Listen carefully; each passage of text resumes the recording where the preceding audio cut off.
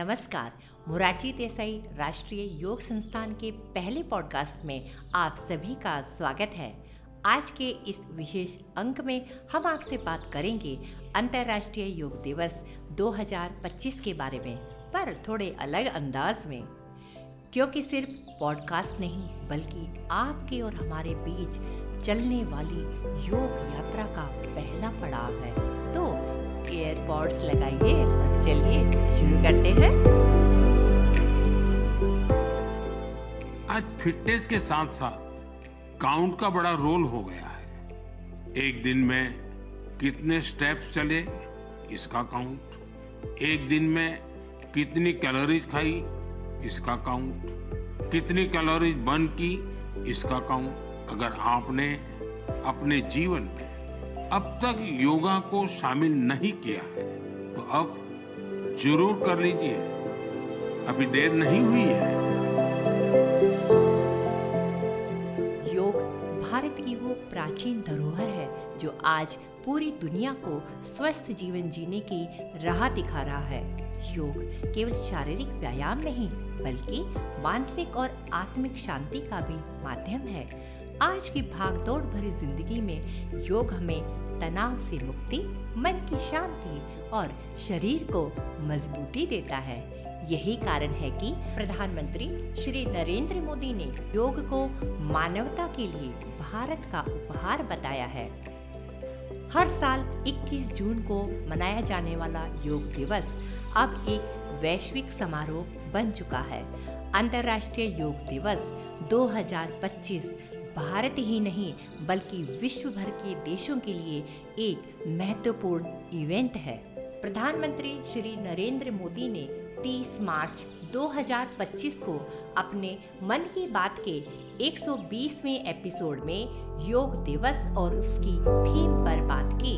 उन्होंने बड़े गर्व से बताया कि इस साल की थीम योग for one earth one health है, जो शारीरिक, मानसिक और पर्यावरणीय स्वास्थ्य को बढ़ावा देने में योग की भूमिका को दर्शाती है। साल 2025 के योग दिवस की थीम रखी गई है yoga for one earth one health, यानी हम योग के जरिए पूरे विश्व को स्वस्थ बनाने की कामना करते हैं। ये थीम स्थिरता और एकता के लिए एक वैश्विक आह्वान के साथ मेल खाती है। 2014 में भारत के प्रस्ताव के बाद संयुक्त राष्ट्र ने 21 जून को अंतर्राष्ट्रीय योग दिवस के रूप में मान्यता दी थी और अब ये एक दशक की सफलता मना रहा है। अब बात करें थीम के आइडिया पर, तो ये विषय एक पृथ्वी एक स्वास्थ्य दृष्टिकोण से प्रेरित है, जो भारत की G20 अध्यक्षता के दौरान प्रमुखता से उभरा और भारतीय दर्शन में इसकी गहरी जड़ें हैं। अप्रैल 2023 में नई दिल्ली के प्रगति मैदान में one earth one health advantage health care India 2023 कार्यक्रम का उद्घाटन करते हुए माननीय प्रधानमंत्री श्री नरेंद्र मोदी ने एक श्लोक पढ़ा। सर्वे भवन्तु सुखिनः, सर्वे सन्तु निरामयाः, सर्वे भद्राणि पश्यन्तु, मा कश्चित् दुःख भाग् भवेत्। It means may everyone be happy, may everyone be free of disease, may good things happen to everyone, and may no one suffer from sadness. यही दृष्टिकोण एक पृथ्वी एक स्वास्थ्य वाक्यांश में भी अभिव्यक्त होता है। वन अर्थ वन हेल्थ विचार उस कालातीत थीम एक पृथ्वी एक परिवार एक भविष्य से मार्गदर्शन प्राप्त करता है और वसुधैव कुटुंबकम व सर्वे सन्तु निरामया जैसे भारतीय दार्शनिक अवधारणाओं से मेल खाता है। 10 वर्ष के इस सफल आयोजन को और अनूठा बनाने के लिए आयुष मंत्रालय द्वारा 10 सिग्नेचर इवेंट्स शुरू किए गए हैं, जिनके उद्देश्य मानवता को योग द्वारा एक साथ लाना है। 10 इवेंट के क्रमावली में पहला इवेंट है योग संगम। 1,00,000 स्थानों पर एक समन्वित योग प्रदर्शन। दूसरा है योग बंधन, प्रतिष्ठित स्थलों पर योग सत्र आयोजित करने के लिए 10 देशों के साथ वैश्विक साझेदारी।